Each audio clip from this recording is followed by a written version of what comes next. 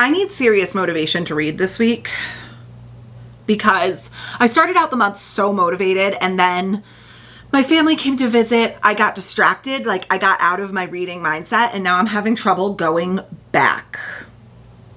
So I need a challenge.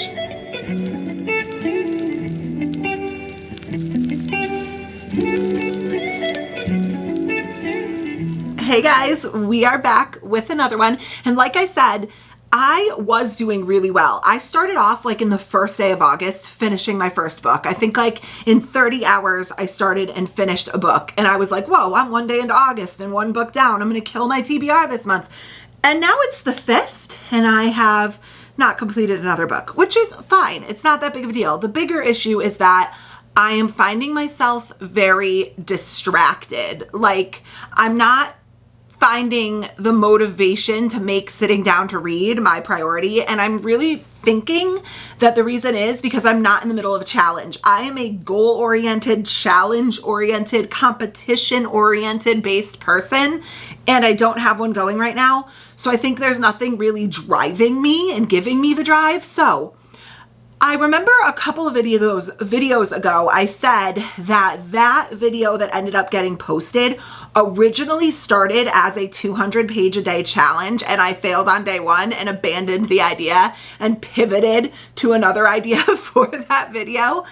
But it's still kind of eating away at me that I failed.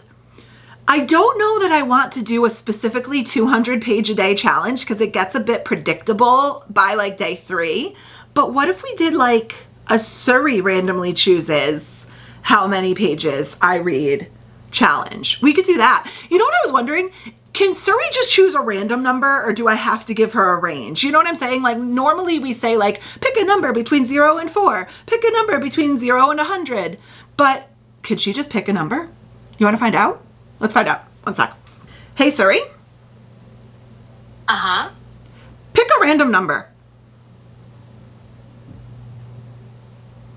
But that's between 0 and 100. Okay, so she picked 33, but it specifically on the top said between 0 and 100. So if you ask Siri to just pick a random number, she just automatically defaults to between 0 and 100. That doesn't work. So I think what we're gonna do is tell her to pick a number between 50 and 200 every day and see what she picks. I think that's like a good range. There are very few days where I read less than 50 pages. And I do want to actually accomplish some reading this week because there's very little on my actual personal schedule. So these are the weeks that I really like to buckle down and get my TBR read and my books read. So let's go ahead and let Siri choose my reads for the week. Okay, day 1. Let's see what she has in store for us. Hey Siri. Uh-huh. Pick a number between 50 and 200. A random number between 50 and 200 is 97. 97. Okay, I'm reading for 97 pages today. And that works out because the Homey and Homely book club for August is Light Lark. I just took the cover off of it, but Light Lark, and I have about 35 pages left till I'm done with my chapters for this week. And I'm in the middle of 2 other books. So we will probably go over 97 today, but I'm gonna keep a little bank of my pages and we'll see how I do.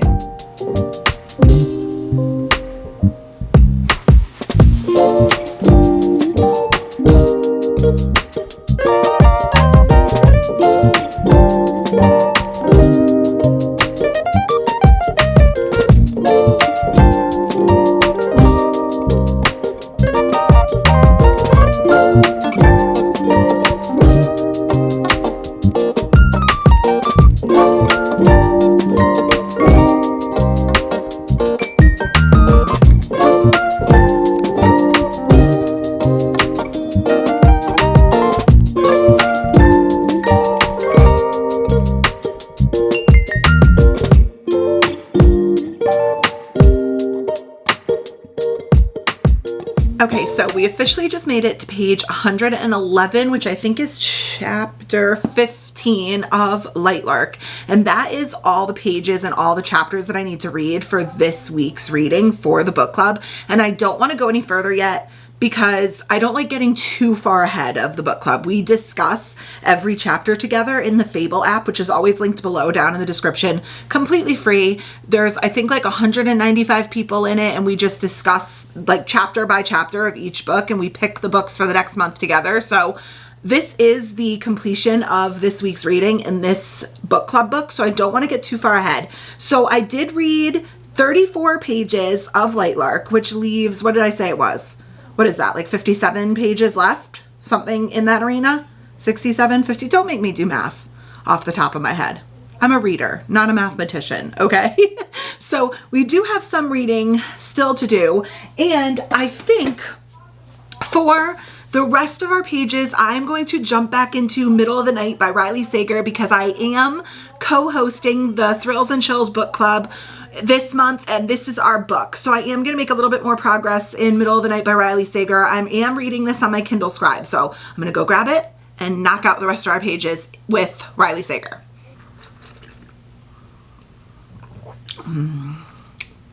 That's a good one. Very good one. Okay, so next morning, and I realized yesterday I told you that I was switching from Lightlark, but I didn't like give you my thoughts. What in the... I'll take what I can get. I'm up and I'm filming relatively early for me. So we'll take what we can get. Anyways, so let's talk about my page progress yesterday, whether I met my goal, and then also talk a little bit about Lightlark and my thoughts over 100 pages in. So yesterday our random number generator picked 97 pages total that I was supposed to read for the day.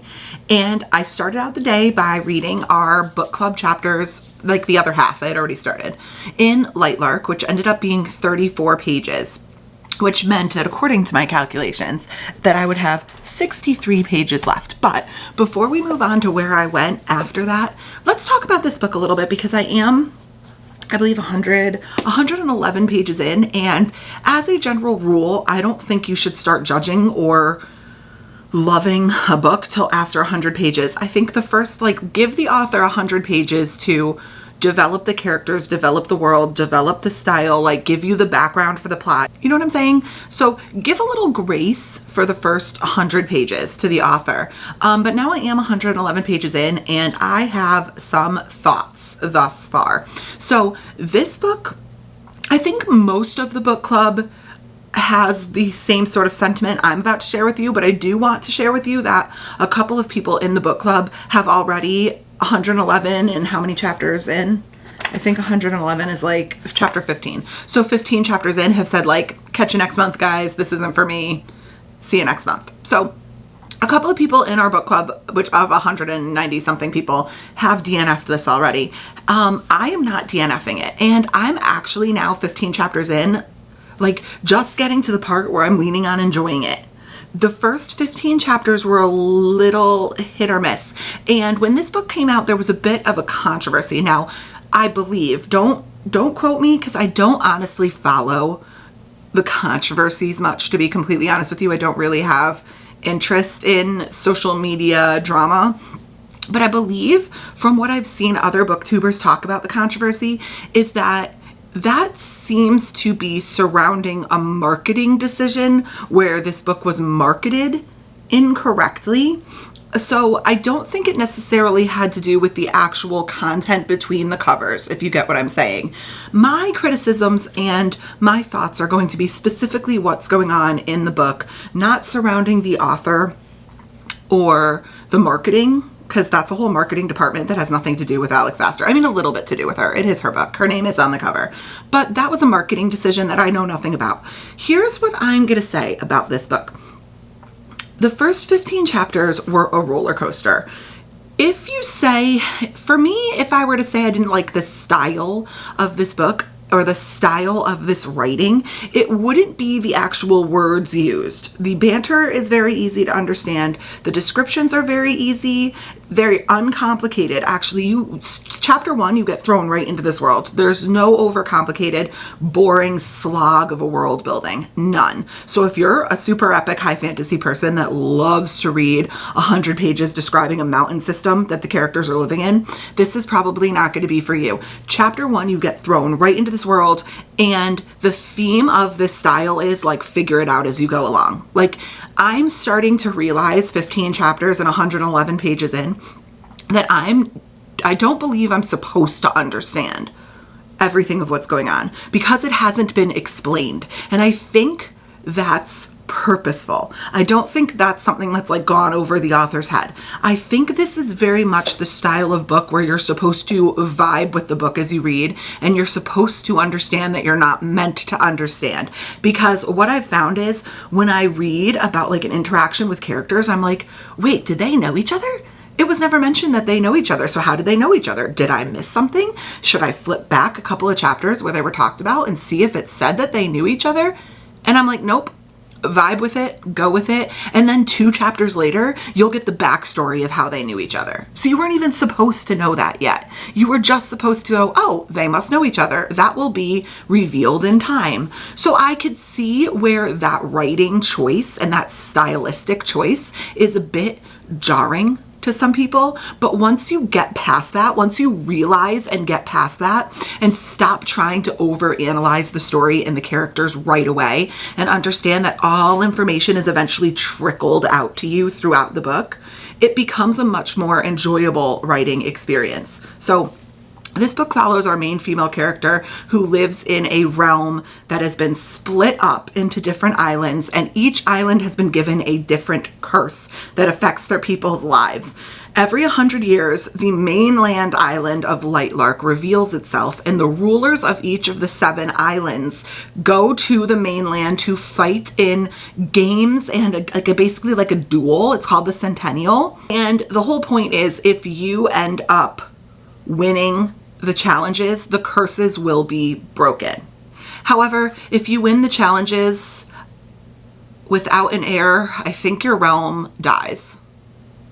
I don't really know. I'm still trying to figure it out. This is what I'm saying. Like, it's written in a very confusing way, but it's fun to read, and I've never been like bored. Like, something happens in every chapter that makes you want to continue into the next chapter, but it is a very convoluted writing style, and I'm starting to realize that that is the way it was meant to be taken. I think you are meant to be confused a lot of this book, but just like go with it, vibe out, put on your headphones, put on some like fantasy music or some ASMR ambiance like me.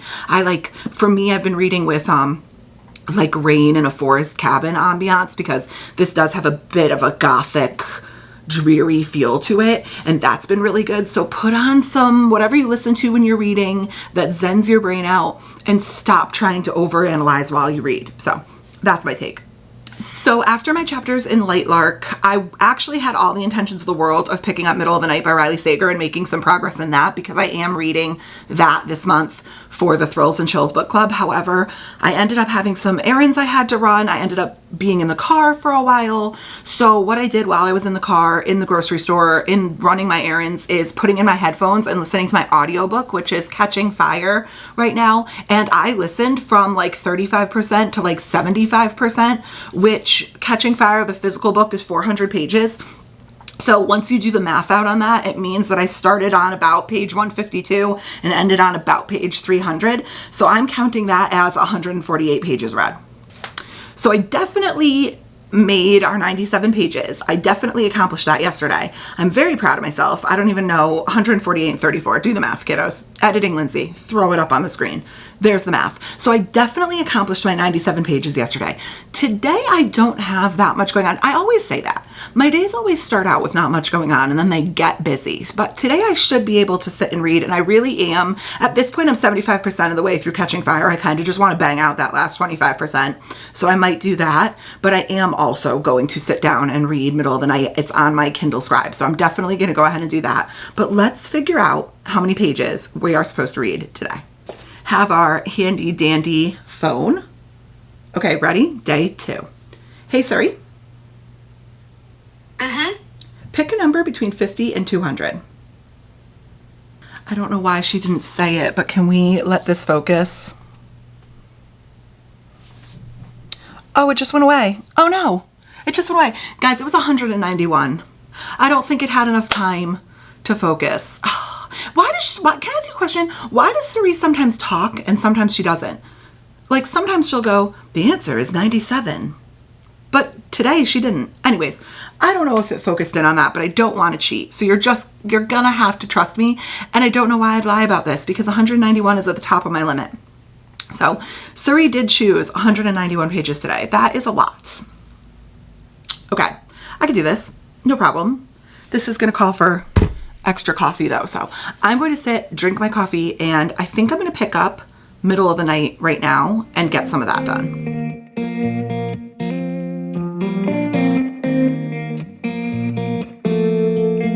When we were younger, we used to sit on the grass among the flowers. We just let the days pass by. People would tell us to get a grip of ourselves and get a job. We didn't care what we were told, 'cause when we were younger, we used to sit on the grass and go, damn, I don't wanna grow old. I wish I could turn back time. Stay up all night singing songs on the terrace. We didn't mind sitting out in the cold. It wasn't possible to make us embarrassed. We were free. Do you remember stealing smokes from your parents? Sometimes we got a bit out of control. When they found out we ran from home just to scare them, we were free. When we were 17.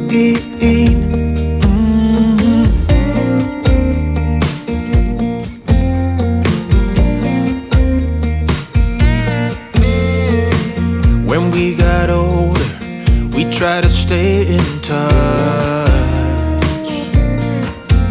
but we had to move on.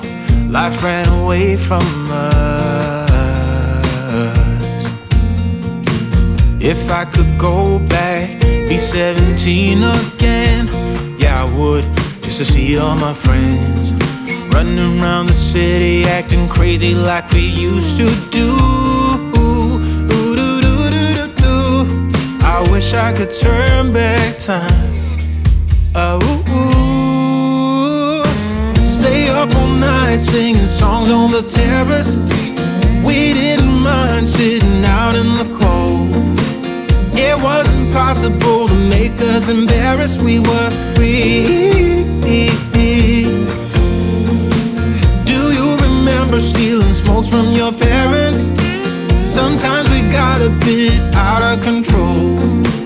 When they found out we ran from It is the next morning, and I am happy to report that I did complete exactly 191 pages of Middle of the Night in my reading yesterday, and it just like so satisfied my OCD completionist brain that I had to get to page 258 to complete 191 pages, and that happened to be exactly the start of chapter 22. On my Kindle, page 258 is the beginning of chapter 22, which was like, because there's nothing worse than getting to your required page count and being like 4 pages away from the end of the chapter, because it's like, oh my God, I can't stop in the middle of a chapter. It drives me crazy. So I did complete my 191 pages of Middle of the Night yesterday.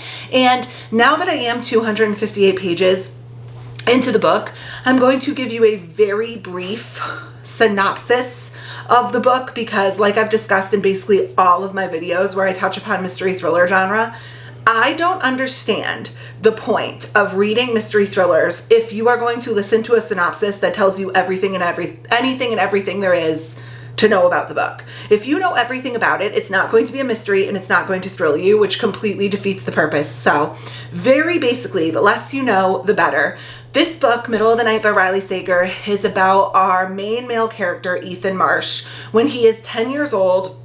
He is having a sleepover in a tent in his backyard with his friend and neighbor, Billy Behringer. And when he wakes up in the morning, there is a slice, clearly like a knife slice, missing out of the side of their tent, and Billy is gone.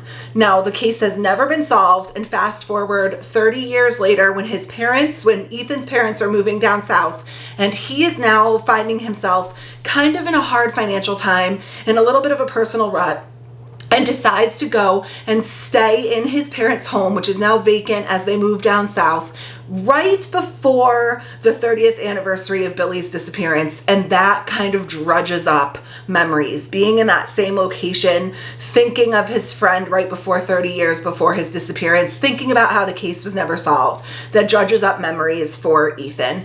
Here's what I'm gonna say. This is not the first Riley Sager I have read. I did read The House Across the Lake by him, and 258 pages into Middle of the Night, I'm hoping, okay, let's collect my thoughts. So The House Across the Lake was slightly disappointing to me, and here's why. This is kind of like a backhanded compliment, but I was so invested into that book. I loved that book for like 75% of the book. It was like a page turner. I was in it. I loved the story. I still to this day love Riley Sager's linguistic and stylistic writing form. I find it very easy to fly through. However, when I'm specifically speaking about The House Across the Lake, what really disappointed me and killed that book for me was the ending and how incredibly stupid it was. It was just stupid. And I was so frustrated at the end when I closed the book and I was like, that was it? That was it. That amazing lead up, and I loved the book so much, for it to completely fall apart for me at the end. Just completely fall apart. And 258 pages into Middle of the Night, I'm feeling the same way as I did 258 pages in to The House Across the Lake. I am literally loving this book. I am eating it up. I flew through 191 pages of this yesterday like it was nothing. It's so good, and his writing is so good. And this is a dual timeline, so you're going back and forth between 10-year-old Billy, like right before and after the disappearance, Billy, 10-year-old Ethan, right before and after Billy has disappeared, to 30 years in the future when he is staying at his parents' house and these memories are being drudged up. So it is dual timeline, and I am loving that. Like every time we switch between the timelines, I'm like, what's gonna happen next? What's gonna happen next? But I think because of the similarity of the way that I felt with The House Across the Lake, being so into it 250 pages in, and then being so let down at the ending, there's this like lingering nag in the back of my head being like, oh my God, please stay this good. Please stay this good. Please don't fall apart at the ending. You know what I'm saying? Like, I'm getting anxious about how this is going to wrap up, because I think I am like 73% of the way through the book at this point, and I'm getting right to the precipice of when House Across the Lake fell apart for me. So we shall see. However, we have to figure out how many pages I have to read today. I do have to bring my son to his orthodontist appointment in the next few minutes. I have to figure out how much I have to read today, and I think I am going to pump the brakes on Middle of the Night for a little bit and focus on finishing my audiobook of Catching Fire today, because today is Wednesday. I think on Saturday or Sunday, I have to check my planner, I do have the live sprints with Dana and the Thrills and Chills Book Club for Middle of the Night, and I'm kind of hoping I want to save a little bit of Middle of the Night to read live on those sprints with them. Even though I don't have to, I just feel like that would be fun. So I don't want to get too ahead. So I think I'm going to save the last 25% of Middle of the Night for sprinting this weekend. In the meantime, I'm 75% of the way through Catching Fire, so I do want to finish this up today, depending on how much we have to read. So let's go ahead and grab my phone, which I just missed a call on, whoopsie daisy, and ask Siri how much we are going to be reading today. Ready? Hey Siri, are we not going to cooperate today? Did I turn Siri off? I do that sometimes because we have so many Mac, no, it's on. We have so many Mac products in this house that sometimes if one of us says it, all our devices start going off. So, hey Siri. Hey Siri, what in the heck? Pick a number between 50 and 200. 148. I hope you guys can see that. Focus. 148. Okay, so we are reading 148 pages today. I was kind of hoping it was a little bit less because we do have a little bit going on today, but I could do that. I have no idea. I forget. I have it written downstairs how many pages are to the end of Catching Fire, but it's exactly 400 pages. I think we have like 100 pages left in that book. So let's go and make some progress in Catching Fire, and we will figure out if I have more pages left at the end of that, what we're gonna go from there. New angle. I actually never film in my gym. My son, usually what I do is I either film in my office or I film in my guest room, which is my library. But my youngest son had a movie night. What is going on with crazy hair today? But my youngest son had a movie night in there last night, and of course, in true 10-year-old boy fashion, he did not remake the bed. So it is currently torn apart and a mess in there. So I figured we'll pop in here, and then I'm gonna go make the bed when I pick my next book. But I did just finish the audiobook of Catching Fire, which was exactly 400 pages, which means that I had 100 pages left in it, and I did listen to that. So 148 pages total, already read 100 pages of Catching Fire, means I have 48 pages left for my reading today. And I went through my TBR, but if I have time to do all the videos that I have planned this month, most of those books are more or less accounted for in video ideas. Usually that doesn't end up working out, but the theory is they're accounted for in video ideas. So I think I'm going to go ahead and veer off of my TBR just a little bit, because this book has been staring at me on my shelves for like 2 days and I really want to pick it up. And that book is Nora Goes Off Strip. No, that's a whole totally different book. Nora goes not off strip, off script.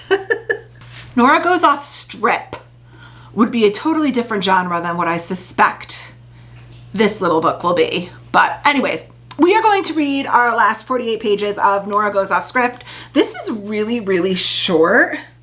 I think it's like 250-ish pages. So I really have been dying to get to Summer Romance, which is the third book in this little like standalone series. So I want to go ahead and bang out Nora Goes Off Script, which is number 1. And what is the second one? Is it? I forget what it is. I'll post it right here. I always forget the name of the second one before Summer Romance, but right there. So I really want to go ahead and get this one off my list, and it's really been staring at me. So we have 48 pages or more left to meet our goal today. So let's get started.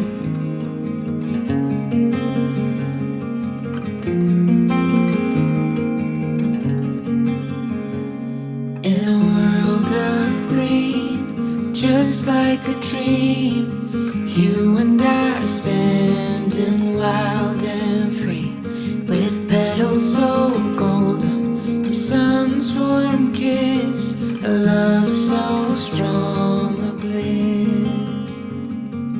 Whispers of the breeze, secrets unfold. It's you that I need, it's you that I want.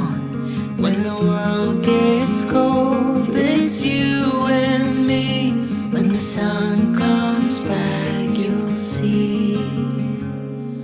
Oh, dandelion, the strength that you've shown, stronger each year. Look how we hold on through the toughest of times. We still stand strong through pavement. Quick update, we just got back from the soccer field and I only had to read 48 pages of Nora Goes Off Script, and so far I'm not even done reading for the night. I'm probably going to sit down and read a little bit more, but I just got to chapter 7, which is page 79. So I've completed my reading and I'm still going to keep going.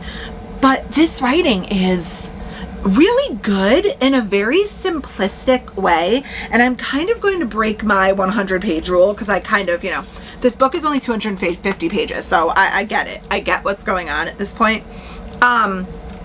So basically, This book is about our female main character named Nora, whose husband, she's been married to her husband Ben, but it's a very unhappy marriage.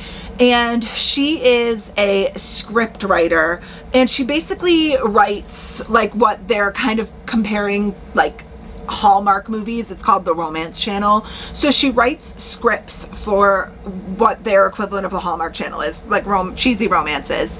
And one day she and her husband just realized that they're deeply unhappy. I'm gonna be honest with you, her husband's kind of a loser.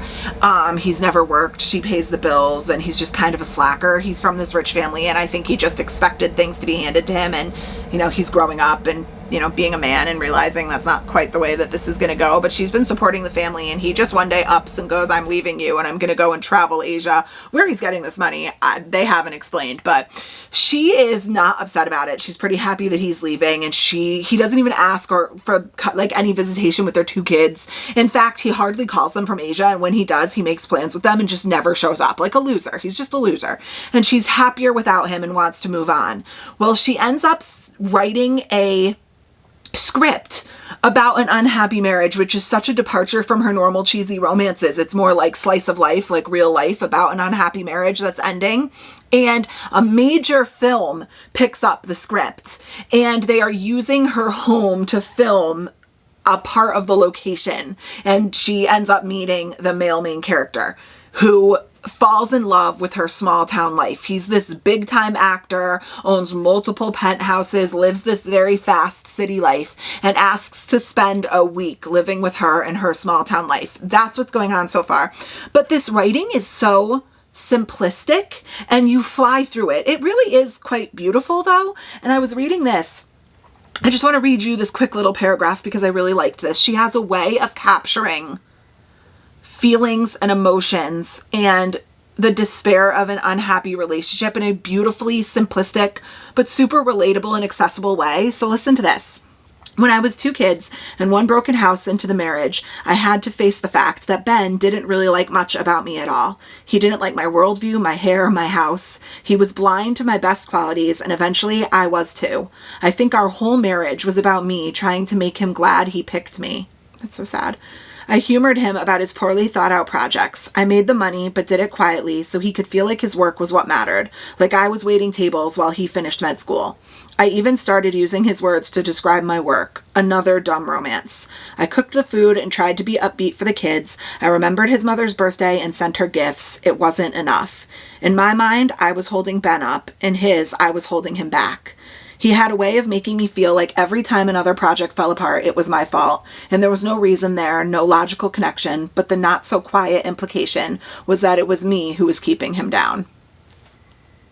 That is so sad, but so brilliantly written in such an uncomplicated way. I feel like so many people in unhappy relationships or unhappy marriages could read that one paragraph and relate so well to the concept and the feelings of what she's saying. I'm in a very happy marriage.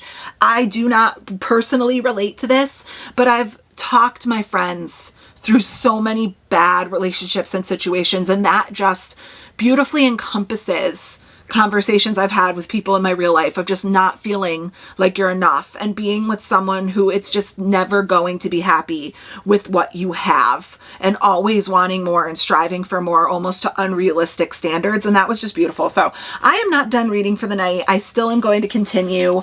I am really eating this up. I'm liking it a lot.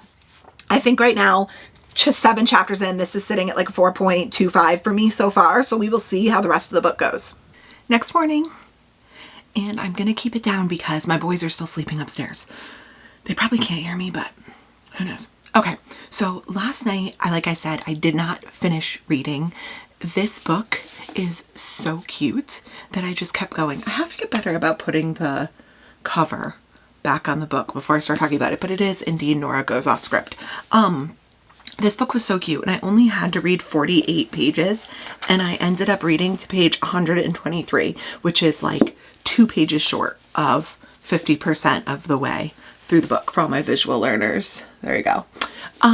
So this book's adorable. It's really fast. Let's talk about my stats for day 3.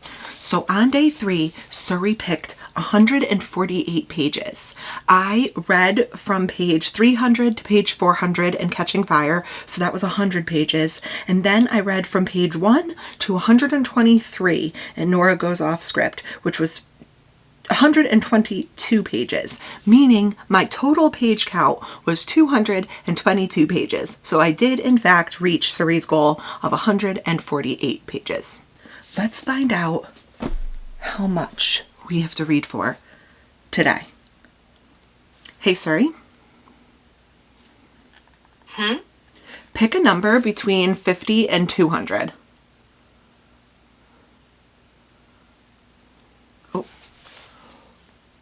142. Focus. Can you guys see that? Oh, well, 142. 142 pages today would put me finishing Nora Goes Off Script and starting another book. So we have to think about that. Okay, let's just hop right into our reading for the day and worry about the next book when we're done.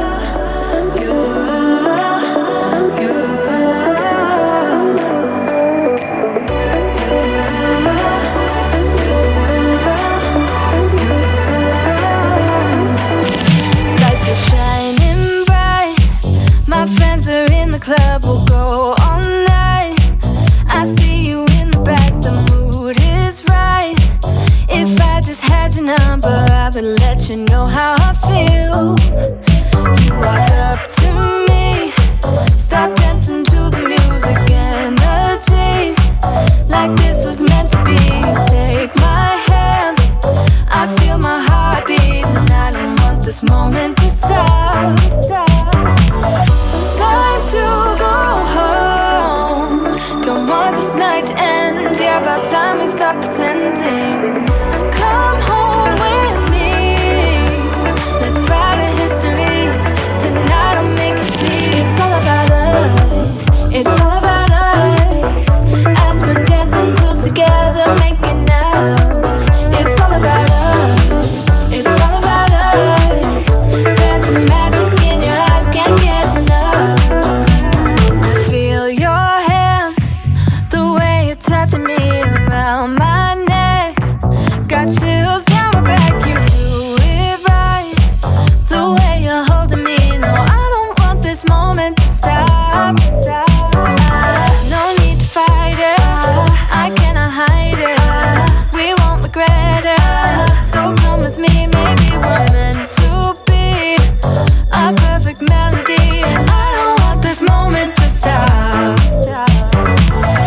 Time to go home. Don't want this night to end. Yeah, about time we stop pretending. Come home with me. Let's ride this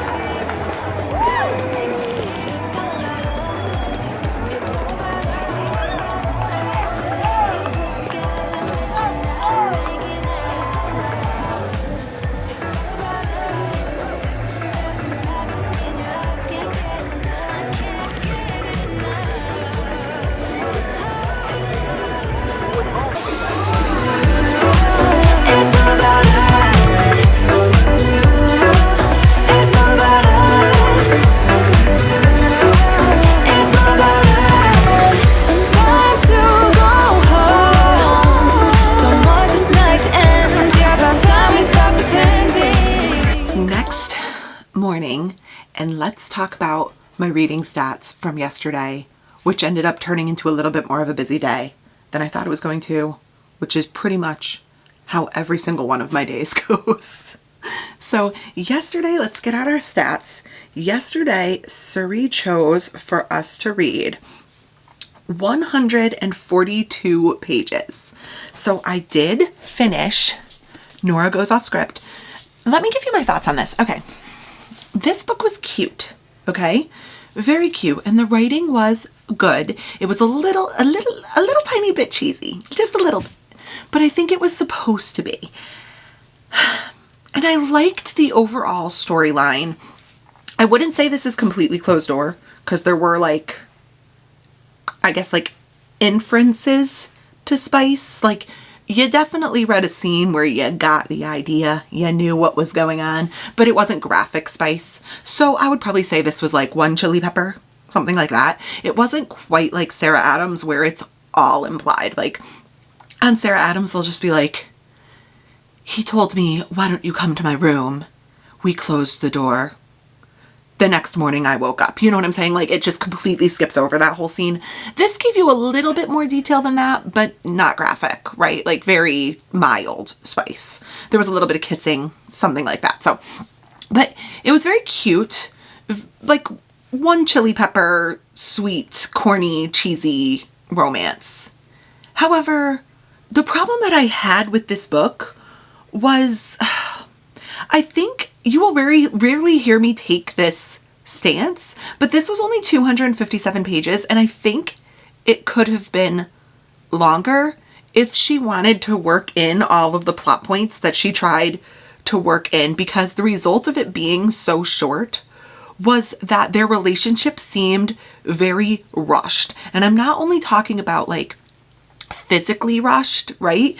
But just even, I'm a mom, and even the way she allowed this literal stranger to just be around her two young children, how quickly she did. Like it was like day 3 of this movie star staying at her house. She doesn't know him. In fact, the only thing she does know about him at this point is that he drinks too much and that he's kind of a mess and that he's irresponsible and has a Peter Pan complex. Like that's her first impression of this man. And on day 3, she was like, well, I have to take Arthur to a birthday party. So is it cool if you babysit Bernadette, her young daughter? I'm like, you've known this man for 3 days. The only thing you know about him is that he's potentially a drunk, definitely immature. And you're like, feel like watching my young 8-year-old daughter?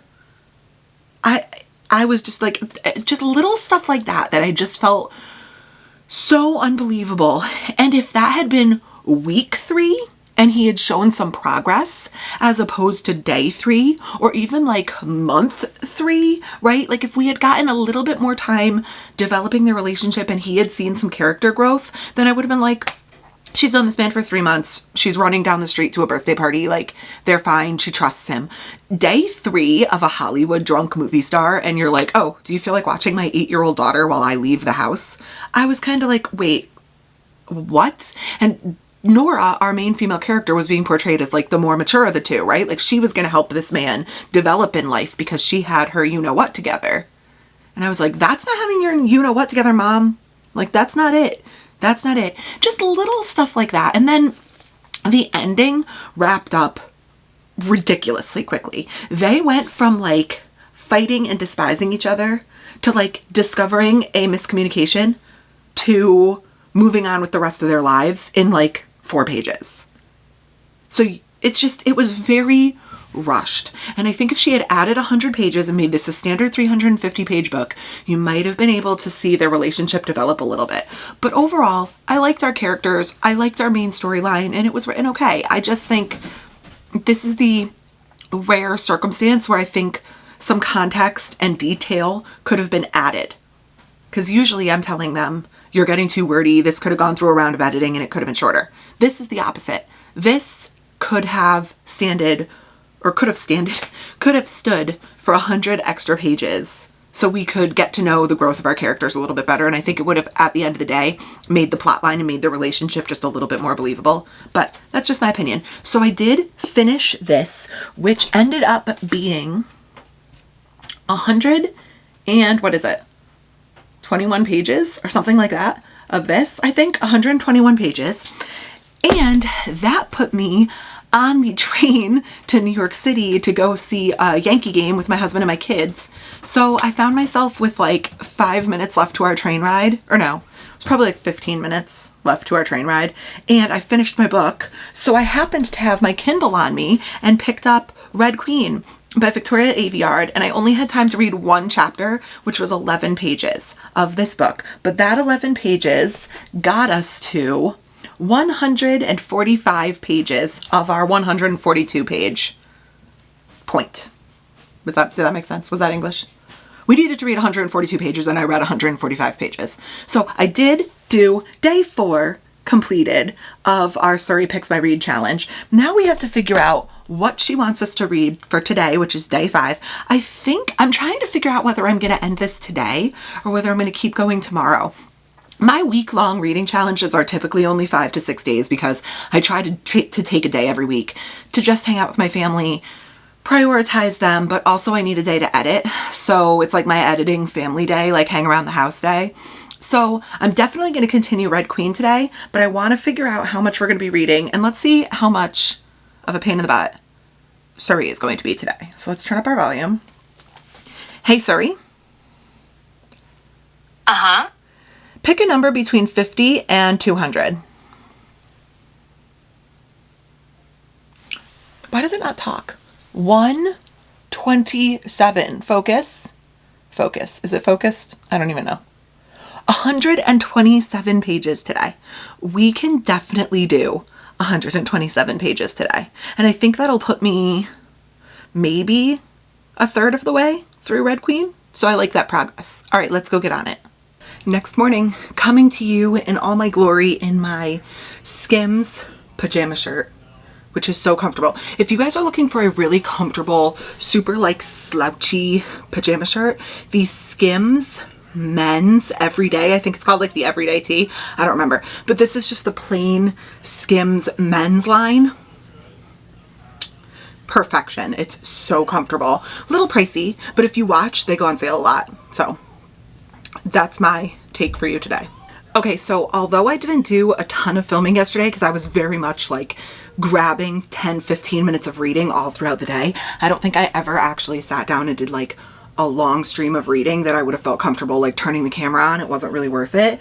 I had to read, let's pull up my notes, 127 pages that Suri selected, and I read Red Queen from page 11 to page 143 for a total of 132 pages. So day 5, I was again successful. And now, because of my 100 page rule, I'm comfortable talking to you guys a little bit about what Red Queen is about so far and whether or not I like it so far. So this book follows our main female character, Mare Barrow, and in her society, your social status and your power, quote unquote, like where you stand in the hierarchy, is determined by what color your blood is. You have the red bloods, which are the commoners, the normal people, and then you have the elites, which have silver blood. Now the other thing about the elites is that they seem to have some sort of ability, and it's made very specific in this book that there's a difference between power, which is like your strength and your social status, and your specific ability. Like some people can control fire, some people can control water, some people can grow plant life, they're called greenlings, and the elites basically lord over the reds. The silvers lord over the reds. The reds are kind of like the workhorses, the frontline soldiers that the elites send into this like long battle. And the coolest part about this book, which I don't know if anybody else has noticed, but I happen to look up, I'm a big map girl when I'm reading fantasy. Like I like to have the map in front of me so that I can figure out where we are. It makes like the storyline easier for me to understand. So I looked up the map for this book, and did you know that this is a dystopian United States? What? And where Mare lives in the stilts, which is like the Reds' like poor town, is in her area, which is New England, which is where I live, which is so cool. So I'm going to post a map right here, and you can see how this is supposed to be after the modern day United States has fallen. I'm assuming it's like implied that it had fallen to civil war, and we're still in this civil war. The Lakelanders are fighting the, what are they called? Nordas? The Nordas, I think, which is where Mare lives. I found that so fascinating. And that like undisputed land that you see, it runs with the Mississippi River running right through it. And it's said in the book that the whole reason why they're still fighting is because the lands around this water source are so fertile that that's why they're fighting over it. How cool is that? And that makes the story make so much more sense if you know that. The reason why I looked up the map was because before I saw this, I was like having trouble envisioning the world and like why things were happening, because I couldn't picture the water source they were talking about, the fertile land they were talking about, like why are they fighting? And so I just happened to search Red Queen map, found this, And now for some reason, maybe it's just me, it makes so much more sense. So that is actually probably one of my favorite parts of the book. I find that so interesting that this is a dystopian United States after it's fallen to, I think, civil war. I am really, really liking this so far. I'm loving it. So the way that stick with me here for a second, and don't take this too literally, I'm just making a comparison. The way that I'm going to compare this writing is if you took A Court of Thorns and Roses, not the series, just book one, literally ACOTAR, book one, and the writing quality in that, but also like the vibe of the story with like following Feyre through like a little bit of self-discovery and trying to like break into the story and the way the world works, and like kind of like slice of life-ish, just like following Feyre through what's going on and trying to figure it out in your head too. So like original book one, A Court of Thorns and Roses, mixed with like the Selection series. Because it has that like court royalty. I mean, A Court of Thorns and Roses does too. I don't know why, but if you said to me, pick two books to mash together and give a similar vibe to Red Queen, I would say A Court of Thorns and Roses book one and The Selection so far. 136 pages in. That's my best description of the writing, and I'm really liking it. It isn't overcomplicated. The world was a bit confusing, but I think knowing what I said about the map really made it easier for me to understand for some reason. And it's not that it's confusing because it's not written well. There's just a lot going on and a lot of people to remember, but it is so good. I'm liking it. 136 pages in. I think I'm only like 35% of the way through the book. So it's like not at all a time to be throwing out ratings, but like right now it's probably sitting at like a 4.25, like a 4 or 4.25. So we will see what will happen as it progresses, but I am going to continue this challenge for another day. I am going to do day 6. I hope I don't regret this, but let's find out from Siri how many pages I'm supposed to read today. Let's turn the volume up and see if she's going to cooperate with me today. Hey, Siri.